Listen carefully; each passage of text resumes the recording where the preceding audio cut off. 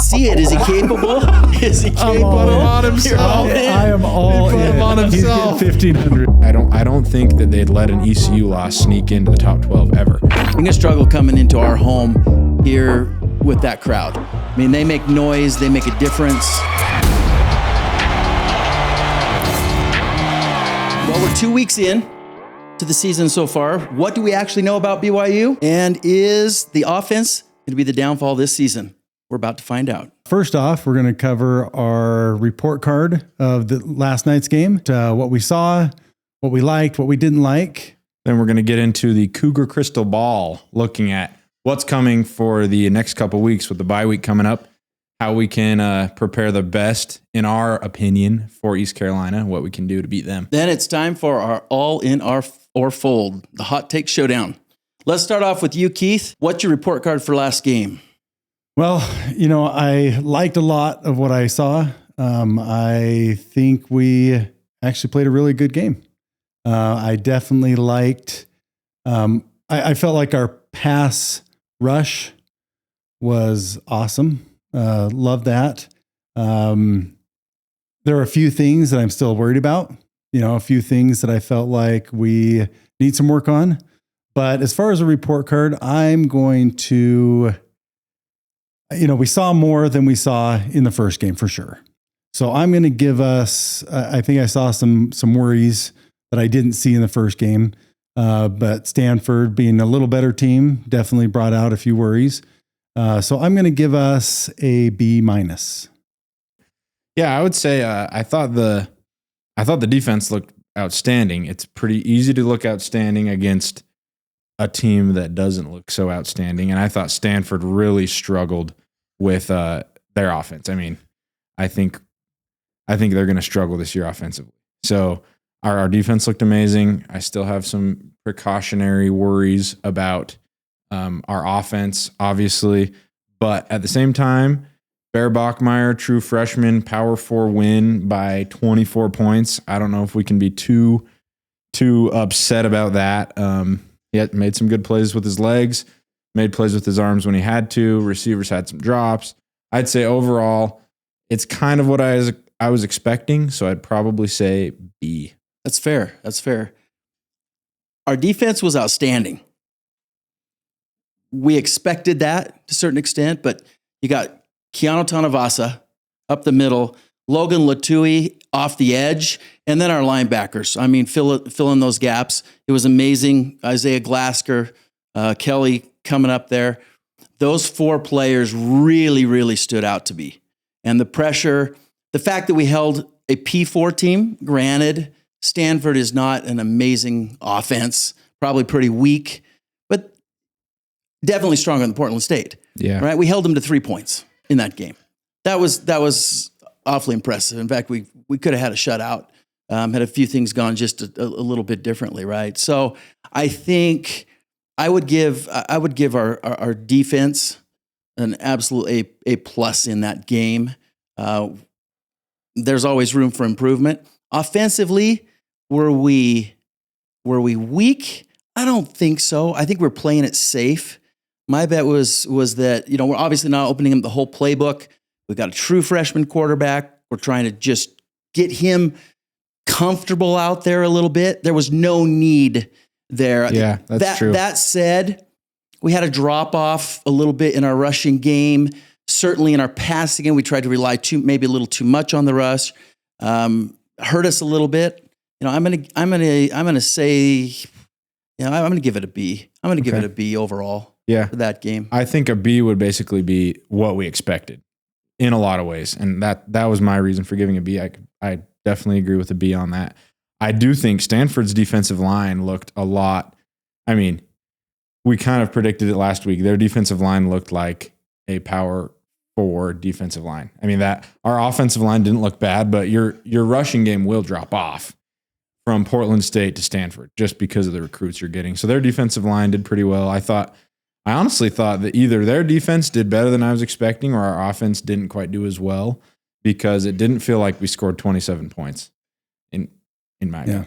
I mean, the whole game I was hoping we were going to score more. So well, and part of me, I was unsure at the start. We had Bachmeier, a lot of, I'd say, check downs. Maybe it was because they didn't open up the playbook. At first I thought that, but then I thought, maybe it's his decision making. Maybe he's just like, hey, I don't want to throw this deep. Let's hit this check down. Cause he was completing passes early on for sure, but they were all in the flats, the easier passes to complete. But I thought he looked pretty strong. When he started opening up a little bit more and throwing it downfield, there were definitely more incompletions, but not by much. Like I thought he made some really good reads. There was a few over the middle that I thought he hit, one hit off of JoJo's hand just barely.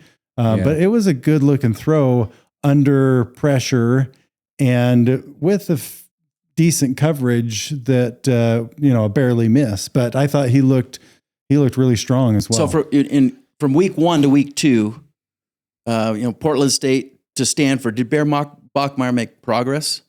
What do you think? I think he looked a little more comfortable, especially knowing that he was up against a much better defense. I think he looked comfortable and to be fair, from A-Rod's perspective, if you're an offensive coordinator playing these games and you have no reason to throw the ball down the field a bunch or, unload your playbook on a team you don't need to, there's no reason to show your playbook to the rest of the Big 12 in a game you're going to win by 20 plus points anyways. And so I think that may have influenced how we see Bear. He didn't make any big throws. He didn't make any huge plays on tough reads, but he kind of did what the offensive coordinator asked him to do all night. And we had some drops from some receivers. He had a passing touchdown to Chase Roberts, and he just doesn't drop balls. And so I don't expect him to continue to drop balls, but that's my take on that. I thought he was exceptional for a true freshman quarterback. Yeah, in that game. Making progress. I think he did make progress. He didn't seem as jittery, even though the offense sputtered a little bit for those first 4 drives. Yet we saw Bachmeier still stay poised. They're obviously keeping him in the pocket, protecting him there, letting him get comfortable in the pocket for future games. I'm excited to see what happens when they start to open up playbook with Bear Bachmeier. Yeah. Sorry, go ahead. I was just going to say, I loved his running too. He is a force to be reckoned with when he decides to go. And I think that combination is scary. So when he gets that dialed in, I look forward to those where you can't just, spy him weekly because he's going to be able to go.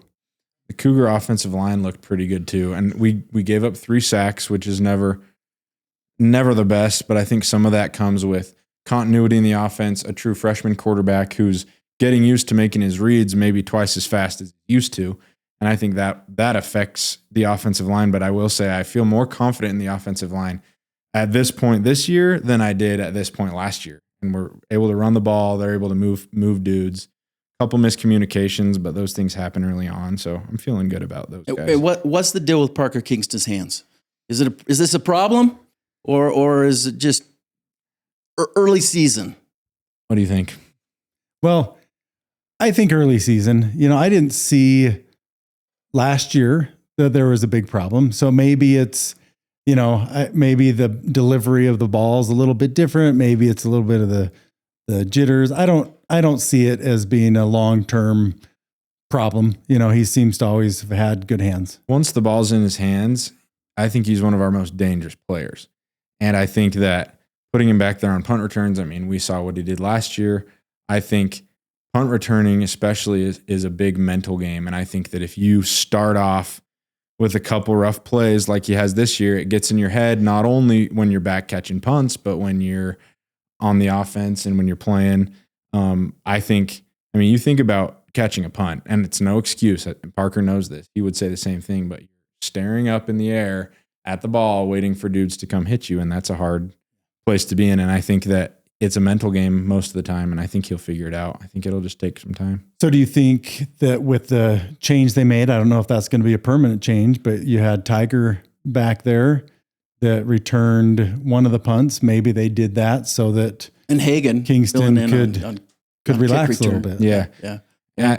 I think that's important too, is to be able to have guys you trust to go back there when something like that happens, because I don't think the Cougars trust Kingston any less back there catching punts. I think it's just give him a break, let him refresh his mind. Meanwhile, let's get these guys ready, because you never know what a season could bring from that position, especially. I don't think they'll give him much of a break. My thought is, what I expect them to fully do is he's going to be catching hundreds of punts this week. Yeah. Oh, right. Yeah. He's going to be back there practicing. And I think every good receiver and punt returner goes through this phase where they turn from, where they start to gain confidence, maybe a little bit overconfident in their ability with their hands. And so they start looking away. They start thinking ahead a little bit of what's coming next. They take their eyes off the ball to look at who's about to hit them. And they start missing balls. I think it's just a matter of him going back to those basics of, hey, I was taking my eyes off the ball. You want to know what I think's funny is I bet Parker Kingston has caught 1,000 punts since fall camp started. I bet he's dropped 2. Yeah, probably. This one was more of a fumble, but I bet he's dropped 2, and they were both in the game. And so he wouldn't be back there if we didn't think he was the best for the job. So I would expect him to continue catching punts too. But it was good to see that Hagan and Tiger coming in, both of them had, I think, 44-yard returns. Yeah. Gotta have dudes that can do it. We got depth. Yeah. That's good talent back there. Good thing. So I want to jump back for a minute. We talked about some defense, but David, you gave the defense an A+. So is this blue goggles, or are you explain that a little bit? No. I mean, you can't argue at this point. I mean, are there things probably that we can improve in our defense? But I'm just saying that game, the game before, overall this season so far, you got to give our defense an A+. Could you have They're impressive. Better? Yeah, I don't. We'll think see so. We'll see weaknesses come out. I'm not saying that this is an A+ all season defense at this point, but how they've played in the first 2 games, I don't know how you can give them anything less than an A. Yeah. Well, let's break up the defense for just a minute, because I definitely would agree on our run defense looks excellent. There were a few runs toward the end of the game. I'm having a hard time breaking up, the beginning of the game when we were needing to versus the end of the game where maybe we didn't have to quite do the same. We were still getting the stops. We still needed or did what we needed to do. But I think in our pass rush, I think we pressured them. We got that fumble that I think it was Kelly caused, and we recovered. That looked great. I think our pass rush for sure is a plus. How'd you feel? How about as we go to the secondary? You still feel A+, or you feel like? I think so. Yeah, I think. I might give the secondary an A. I mean, there were we had an injury. We lost a couple guys. Had guys come in, fill in back there, did a nice job. Stanford made some plays, but Ben Gunderson is a good quarterback, and he's got the experience and arm to make some good passes. And yeah, they made some plays, but overall, right, they weren't moving the ball down the field. Yeah, they made a player here, a play there, and that was about it. If the secondary if we were worried about the secondary, they probably would have gotten into the red zone more than once. I mean, Stanford got into the red zone one time and kicked a field goal, and I think I've noticed this from Jay Hill's defense a lot, is his theory in the secondary seems to me that it's more of a bend, don't break strategy. I mean, he'll let you complete especially with the D line that he's got, he'll let you beat him underneath. And if he's keeping you out of the red zone and giving up 3 points a game, I mean, you can't ask much more from the secondary. And I think that a lot of that's schematic. I mean, we had 2 interceptions. They only threw for less than 150 yards passing. I don't think it's something to be worried about. And our defense was good enough that we were able to really stack the box and put a lot of pressure up front. And if our secondary wasn't good enough to handle it back there, we would have had our linebackers dropping more. So I think they're good enough. Yeah, I think defense really is kind of like, I mean, it's a big, giant, moving machine, it seems like, and you can put a little more in here and take a little off here. And I think Jay Hill's really got that thing well oiled and it's moving well. It looks like there's good chemistry between the back end and the front end, and I think it looked really good. So what's the big picture?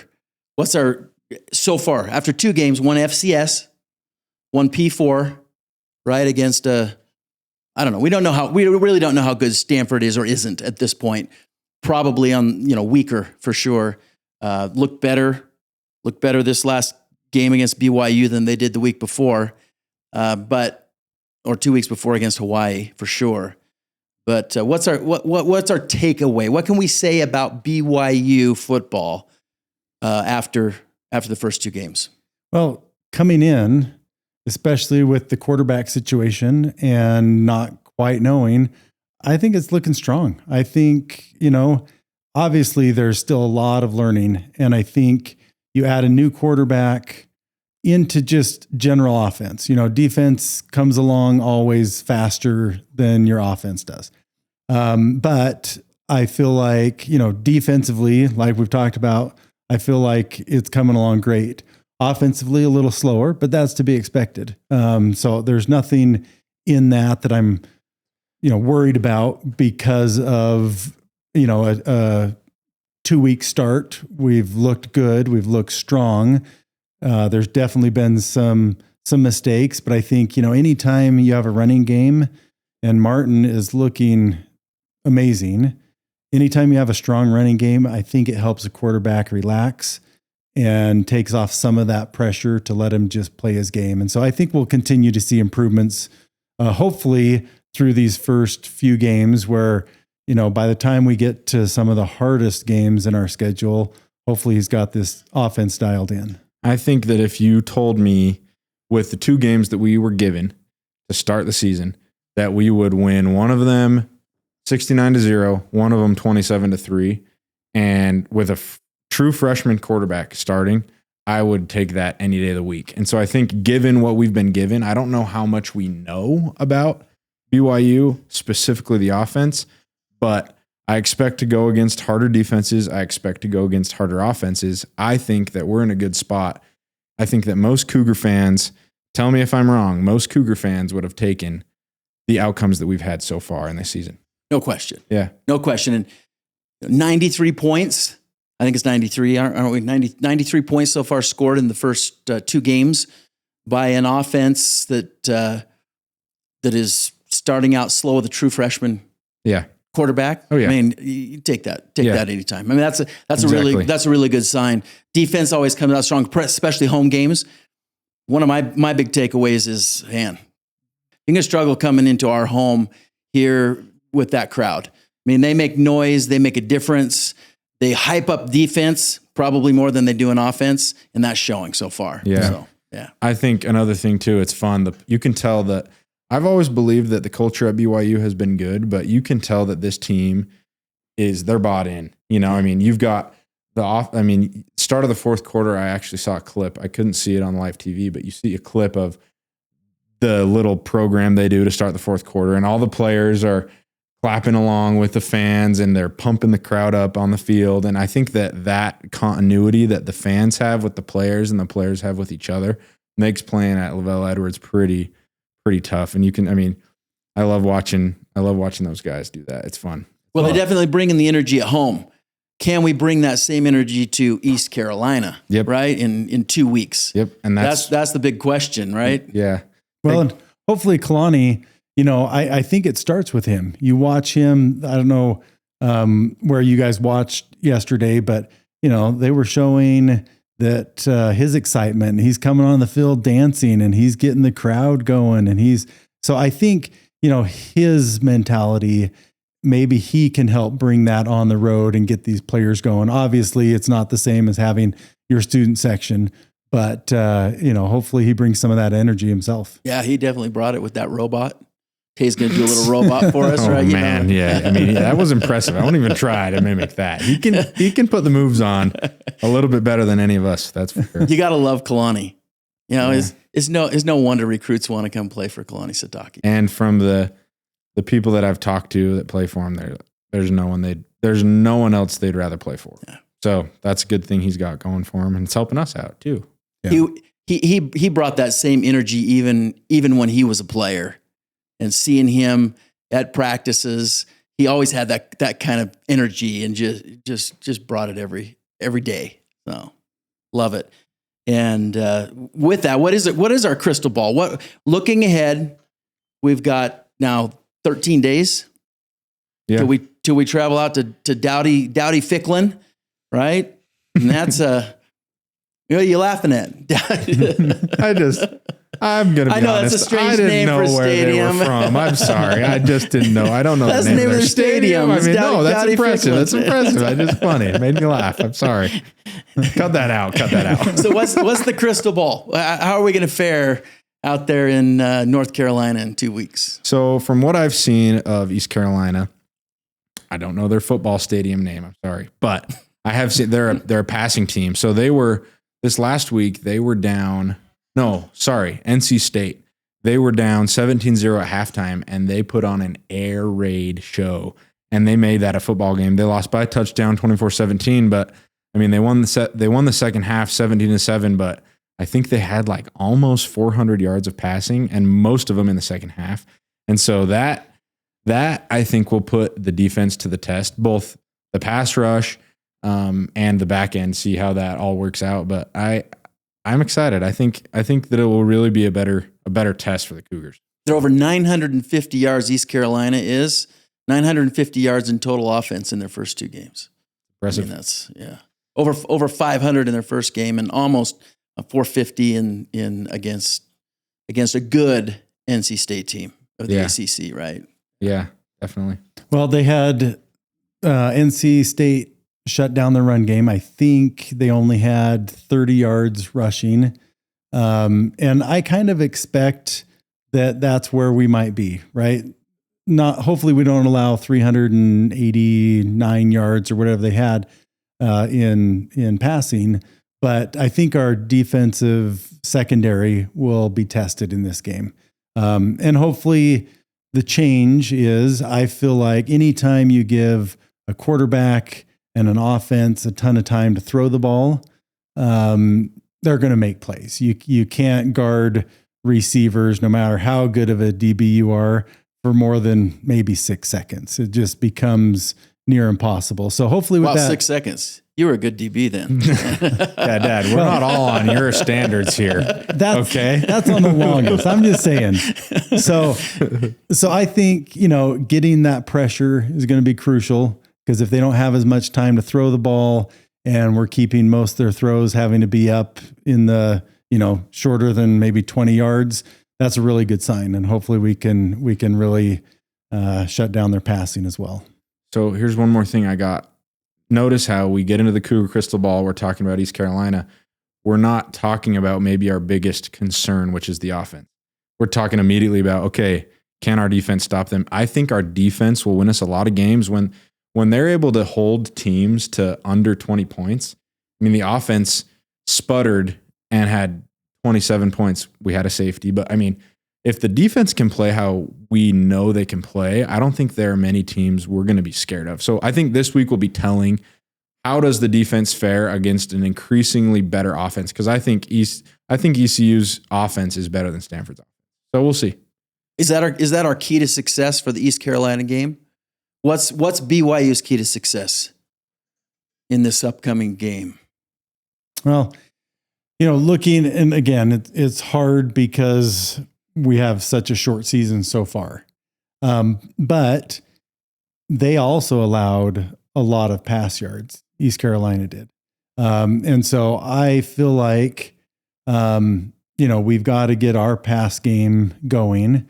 This will be a good test for Bachmeier to, if we can throw, if we can complete the passes. I expect that our run game will still be strong.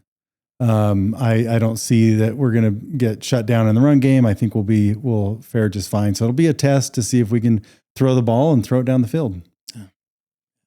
I think probably my opinion, our key to success is going to be, is our defense really as good as we think it is? Because with all the unknowns on the offensive side of the football, if our defense can really continue to prove themselves to be one of the top defenses in the Big 12 and maybe in the country, then I think our offense has a little more wiggle room to actually oil some gears, really test out Bachmeier, maybe let him make some throws, maybe open the playbook a little bit for him. But I think our defense will give us that flexibility. And as an offensive player, you really do rely on the defense. If the defense is opening doors for you, you can play a lot more free and ready to figure things out about yourself as an offense. So I hope that happens. I think that's our key to success, is going to be our defense proving themselves even more every week as they have been. Yeah, I would agree wholeheartedly with that. Are there any warning signs, any matchups maybe with East Carolina that are weak, or we might be overmatched? What do we need to worry about with East Carolina? I think we got to be able to throw the ball a little more than we have. Yeah. I mean, Campbell, they gave up 150 something pass yards to Campbell. And if we can't throw the ball a little better than Campbell can against them, no, I'm not hating on Campbell, but the BYU Cougars should be able to, if we're expecting them to be the team we think they can be, I think we'll find out really quickly if they can throw the ball. If they can throw the ball on Saturday, 2 Saturdays, the 20th, then we'll be in a good spot. And, East Carolina, I think they allowed NC State to throw over 300 yards, if I'm remembering right. So I think if we want to be in the talks of one of the upper echelon Big 12 teams, we have to be able to throw the ball as well, right? Yeah. I don't think there's a question. If we can't get up over, 250, right, then we need a lot of work on our passing game. And if we keep winning games, it'll be really easy for BYU fans to say, well, Bear looked really good. But until he's really throwing for some yards, and tapping out the capacity of our really good receiving core that we have, I think we'll be selling ourselves short until we have that big game from Bear. And until he does that, we'll keep looking at the glass half full, but we hope that he turns into a prolific passer. That's what BYU quarterbacks do. He's a really good runner. He might be one of the best runners we've had in a while, but can he be that prolific passer? Our defense is going to slow down East Carolina. They're that good, and our defensive front's going to slow them down. Are we going to do what we did to Portland State or Stanford and get close to a shutout or have a shutout? Highly unlikely. East Carolina's offense is really a power. They are, and they've proven it over years, right? Their ability to pass in the past years, their running attack. This year, it's all been passing, but we know they've got a running attack as well. This is a powerful offense Athletic that we are going to have to stop. Hauser's got a great arm, good accuracy. It's going to be tougher for us to slow them, but we'll slow them. The question is, like you said, Tay, is Bachmeier going to step up? Are we going to open up the playbook? Because it's going to take our offense, particularly our passing game, to step up a little bit. I think we're going to have to score a little bit more, a little more freely, get more yards. We won't have as good a field position because they'll move the ball. So we're going to have to get some good solid plays, some good solid drives like we haven't seen out of Bear Bachmeier and our offense yet in order to win this game, or at least dominate the game like we'd like. Yeah. Just a little side note too, their quarterback Hauser, who's kind of established, they've played a couple guys, but he's established himself as the starter. He's already attempted 80 passes in 2 games. And Bear's only thrown the ball 38 times. So they've thrown the ball maybe twice as much as we have. And so I think that, we're going to have to get to that point where we're confident throwing the ball as much as A-Rod wants to throw the ball. And I think that's an underestimated portion of how an offense is feeling too, is A-Rod up in the booth filtering what he can use. Because if it gets down to it where there's a game, with the landscape of college football, if you drop a game to an ECU, you're not going to make the playoffs. I don't think that they'd let an ECU loss sneak into the top 12 ever. And so if it gets to a point where A-Rod's at the end of a game and needs to call a play to win the game, is he comfortable throwing what he's got at Bear? And I think that this game will be telling as to how he feels doing that in the gauntlet of a schedule that we have coming forward. So you mentioned an end of the game win. What is your projection for this game and then the season coming up? East Carolina projection, and then is your season projection based on the first 2 games adjusted at all, Keith? No, I still feel like Just a reminder really quickly. Hold on. He projected that we were going to win probably 12 games, but he settled on 10. So let's see if that changes. Is it hold on. I don't know. Well, I mean, this was last week's episode, but here, put this on before we've got some blue goggles for Keith here. Here we go. Put them on while you make your take. Okay, so his projection is unchanged. Oh, now you sound really funny. Yeah, okay, that's perfect. That's perfect. That's what you need. Okay. All right, what's your projection now? I just need to clarify. The projection was we said a ceiling and a floor. My ceiling is 12. Okay. I think every game is winnable. Okay. I think the projection is 10. We'll probably lose a couple games in there, but we could win them all. Okay. We could win every Perfect. game. Thank you. You Fair can enough. take Take off off the the goggles. goggles. Yeah. As long as you're done with that take. I'm just kidding. No, I think that's fair. I couldn't breathe in there. All jokes aside, I think that I would say my projection was, I think, what did I say? 8 or 9? 9. I think I you said settled 9. on 9. I said 9, but there's a chance my floor is a little lower. So I'd stick with the 9. I think out of the 12 games we play, I think we probably drop 3 Big 12 games. And what's your ceiling? 10. Okay. I'm not putting those goggles on. I'm not putting them on. I can't. Okay, Dave, what about you? So, I mean, for the East Carolina game, since we talked about that, I mean, my projection for that game, it's going to be a higher scoring game than what we've seen so far. Not we'll score 69 points in the game, but higher scoring. I think it'll require a little bit more from us, and the other team's going to score. So the combined score, I think is going to be. I would say we're going to be in the 35 to 40 points scored in this game, and I would predict we're going to win by maybe 10. Okay. Touchdown and another maybe a 75-yard field goal kick from Will Farron, something like that. Okay. I've got another pair of goggles over here. It's impressive. Watch yourself. I'm just kidding. No, Farron looked good, but I don't know why the offense feels the need to. I think Johnny Linehan tweeted something that made me chuckle, is that our offense seems to want him to qualify to win the Kicker of the Year award, and we don't need him kicking as much as he's been kicking. We need to get in the end zone. So I thought that was funny. Well, I guess I would say for projections, I agree with you. I think it'll be a higher scoring game. I do feel like, anytime you have a team which, they appear to be a little weaker on their running game.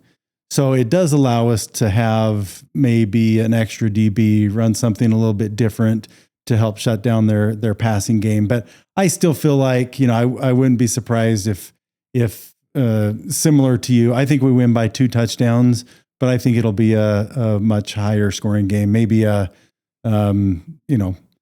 38 to 24 type game.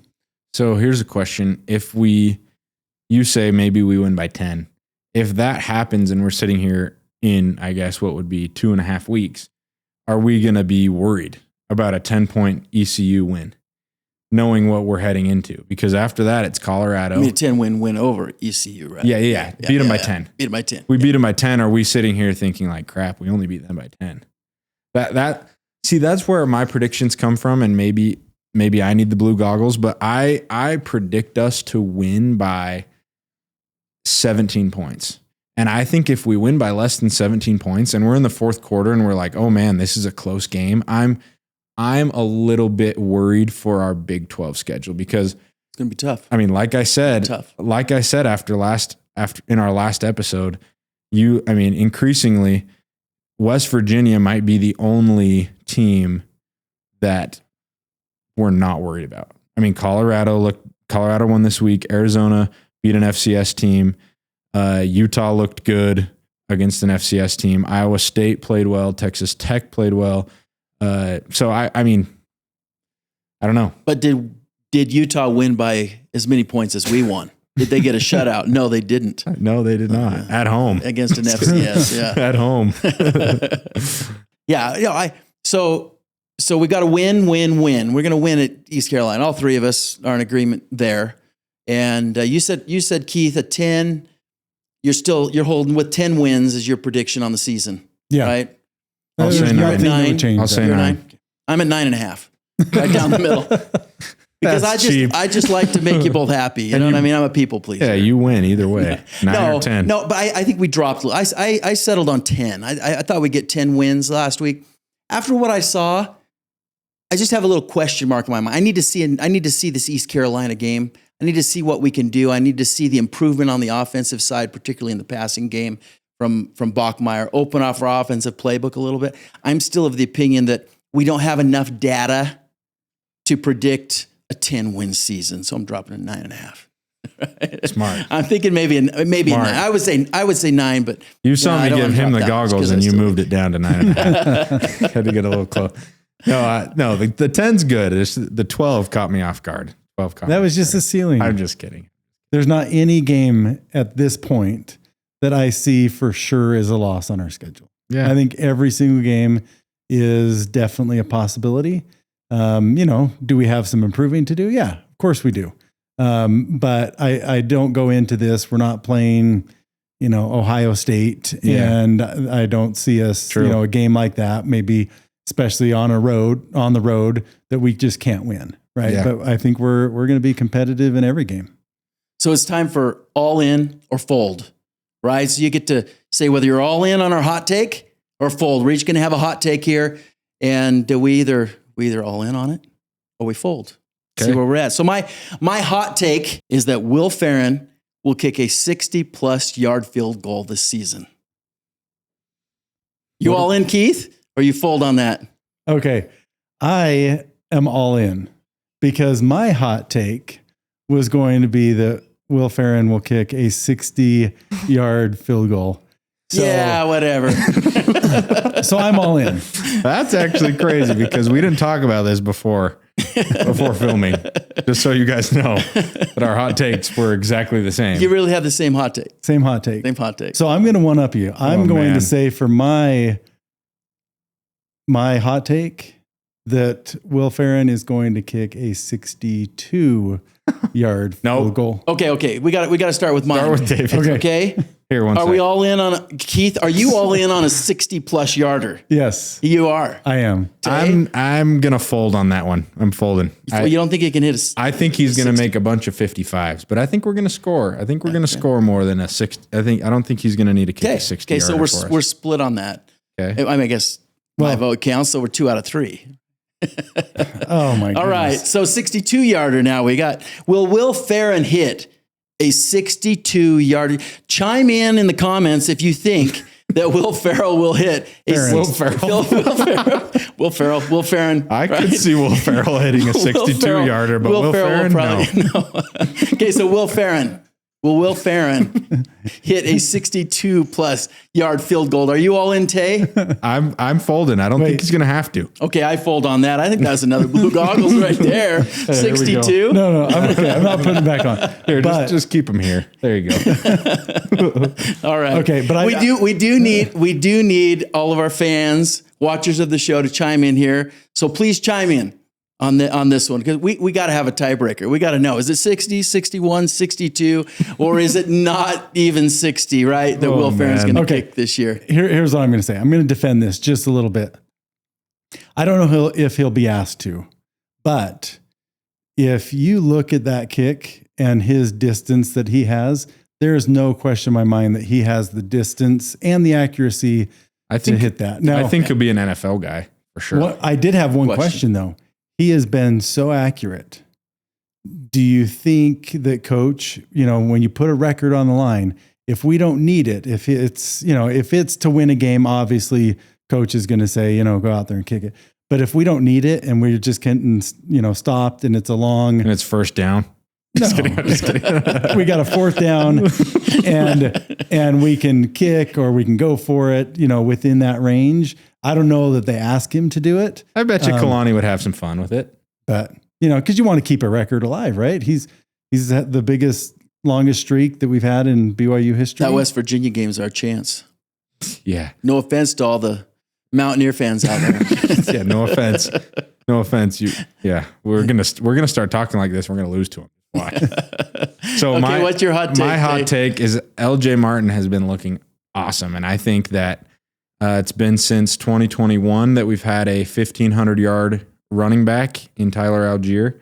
I think LJ Martin, with the way the offensive line's playing and with the the need to run the ball as of right now, I think LJ Martin's going to run for 1,500 yards. Okay, no, I'll put it on. You got to put them on. I'll put them on. But say it again. You got to say it with the goggles now. Okay, I think LJ Martin is going to run for 1,500 yards. Are you all in, or do you fold? Hey, now you're laughing. Over 1,000, absolutely. Okay, over 1,000, absolutely. But 1,500, you're folding. That's a stretch. I mean, I'd love to see it. Is he capable? Is he capable? On himself. I am all put in. Him on himself. He's getting 1,500. No, I mean he's already. I think he's at 245. I mean he's on his way. So I hope so. We'll see. Yeah, no, it's possible. I think he's over 1,200. I think he's over 1,200. 1,500. I don't know. 12 going 13, 13 going 14. I mean, 14. My hope is that we'll open up our passing game more. Yeah. Right? And we'll have more passing yards. Yeah, that's true. As a wrap up, let's do our one sentence round. What are you most curious to see out of ECU? Out of the ECU game? Out of the ECU game. Okay. Versus ECU. Can the offense throw for 200 plus yards? Love it. I think it's if our secondary can shut down or control a passing game, right? Keep ECU, make them run the ball, make it balanced, keep ECU from going over maybe 200 yards. I just want to see us control the line of scrimmage. And by that, I mean, see our defensive line and, our front seven continue to apply that pressure from a defensive standpoint, because that's what's going to rattle their passing game probably more than anything else. If we can get through, get some presses in there, some pressures, get a couple sacks, I think, and then on offense, obviously, just allow Bear Bachmeier to be able to make some passes. So I'm going to say control the line of scrimmage. Sweet. So I've got one quick question for you. Is the only reason you didn't go for the 1,500 yards is you didn't want to put the goggles on over that hairline? Over that Michelangelo hairline that I've been told I... Paint it on.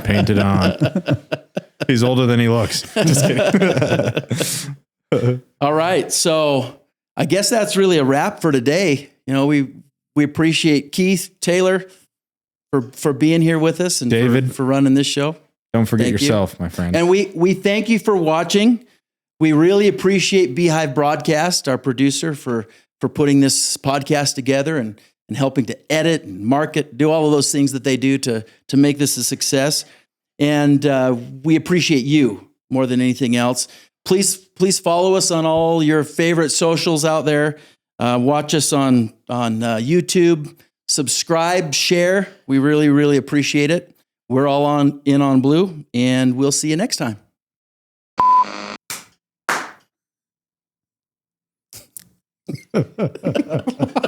Sorry, I missed. I love it. No, I mean that requires a lot more preparation, research. I mean, it's hard enough to talk about two teams. Well, let's talk Cougarettes. There, Isaac. When you put on your own blue goggles too, that was good.